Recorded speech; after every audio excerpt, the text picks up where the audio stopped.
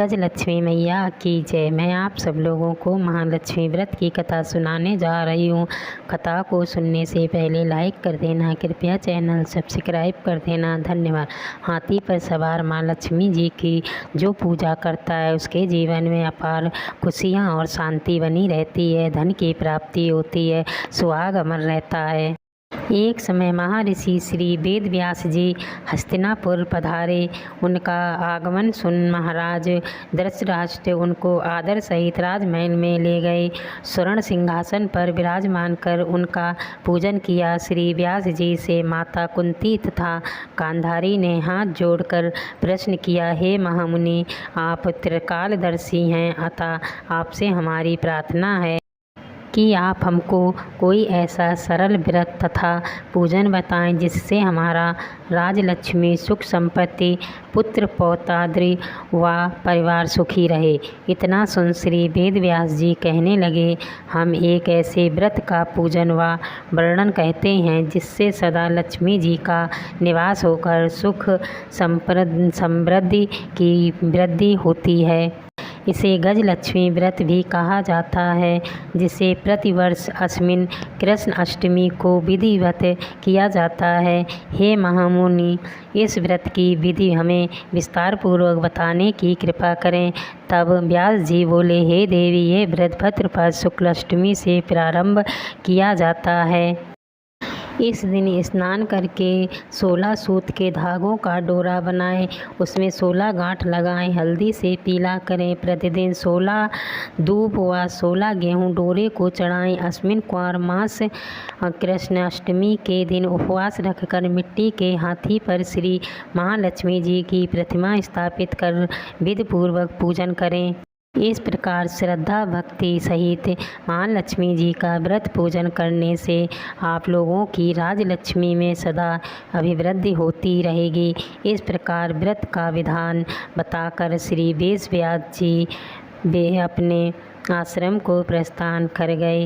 इधर समय अनुसार भाद्रपद शुक्ल अष्टमी से गांधारी तथा कुंती अपने अपने महलों में नगर स्त्रियों सहित व्रत का आरंभ करने लगीं।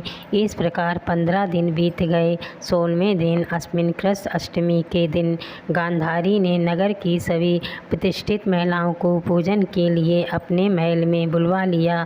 माता कुंती के यहाँ कोई भी महिला पूजन के लिए नहीं आई। साथ ही माता कुंती को भी गांधारी ने नहीं बुलाया। ऐसा करने से माता कुंती ने अपना बड़ा अपमान समझा। उन्होंने पूजन की कोई तैयारी नहीं की एवं उदास होकर बैठ गईं। जब पांचों पांडव युधिष्ठिर, अर्जुन, भीम, नकुल और सहदेव महल में आए तो कुंती को उदास देखकर पूछा, हे माता, आप इस प्रकार उदास क्यों हैं? आपने पूजन की तैयारी क्यों नहीं की? तब माता कुंती ने कहा, हे पुत्र, आज महालक्ष्मी जी के व्रत का उत्सव गांधारी के महल में मनाया जा रहा है। उन्होंने नगर की समस्त महिलाओं को बुला लिया और उसके 100 पुत्रों ने मिट्टी का एक विशाल हाथी बनाया, जिस कारण सभी महिलाएं उस बड़े हाथी का पूजन करने के लिए गांधारी के यहाँ चली गईं, लेकिन मेरे यहाँ नहीं आई। ये सुनकर अर्जुन ने कहा, हे माता, आप पूजन की तैयारी करें और नगर में बुलावा लगवा दें कि हमारे यहाँ स्वर्ग के ऐरावत हाथी की पूजन हुई। इधर माता कुंती ने नगर में ढिंढोरा पिटवा दिया और पूजा की विशाल तैयारी होने लगी। उधर अर्जुन ने बाण के द्वारा स्वर्ग से ऐरावत हाथी को बुला लिया। इधर सारे नगर में शोर मच गया कि कुंती के महल में स्वर्ग से इंद्र का ऐरावत हाथी पृथ्वी पर उतरकर पूजा जाएगा। समाचार को सुनकर नगर के सभी नर नारी, बालक एवं वृद्धों की भीड़ एकत्र होने लगी। उधर गांधारी के महल में हलचल मच गई। वहां एकत्र हुई सभी महिलाएं अपनी अपनी थालियां लेकर कुंती के महल की ओर जाने लगीं। देखते ही देखते कुंती का सारा महल ठसाठस भर गया।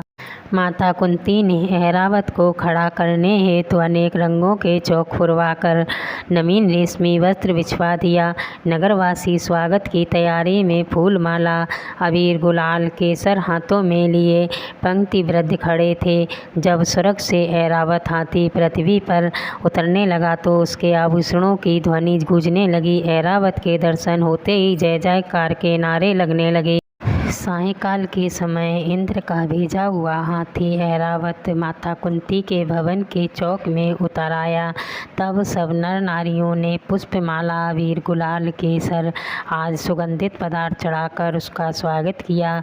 राजपुरोहित द्वारा ऐरावत पर माँ लक्ष्मी जी की मूर्ति स्थापित करके वेद मंत्रोच्चारण द्वारा पूजन किया गया। नगरवासियों ने भी महालक्ष्मी पूजन किया। फिर अनेक प्रकार के पकवान लेकर ऐरावत को खिलाए और यमुना का जल उसे पिलाया गया। राजपुरोहित द्वारा स्वस्ति वाचन करके महिलाओं द्वारा माँ लक्ष्मी व्रत का पूजन कराया गया। 16 गांठों वाला डोरा माँ लक्ष्मी को चढ़ाकर अपने अपने हाथों में बांध लिया। ब्राह्मणों को भोजन कराया गया। दक्षिणा के रूप में स्वर्ण आभूषण, वस्त्र आदि दिया गया। तत्पश्चात महिलाओं ने मिलकर मधुर संगीत लहरियों के साथ भजन कीर्तन कर संपूर्ण रात्रि महालक्ष्मी व्रत का जागरण किया। दूसरे दिन प्रातः राजपुरोहित द्वारा वेद मंत्रोच्चारण के 4 जलाशय में महालक्ष्मी जी की मूर्ति का विसर्जन किया गया। फिर ऐरावत को विदा किया, इंद्रलोक को भेज दिया। इस प्रकार जो स्त्रियां भी महालक्ष्मी व्रत का विधिपूर्वक व्रत एवं पूजन करती हैं उनके घर धन धान्य से पूर्ण रहते हैं तथा उनके घर में महालक्ष्मी जी सदा निवास करती हैं। इस हेतु महालक्ष्मी जी की यह स्तुति अवश्य बोलें। महालक्ष्मी नमस्तुभ्यं नमस्तुभ्यं सुरेश्वरी हरिप्रिये नमस्तुभ्यं नमस्तुभ्यं दयानिधे। माँ लक्ष्मी माता की कहानी सुनकर लाइक कर देना, कृपया चैनल सब्सक्राइब कर देना। धन्यवाद।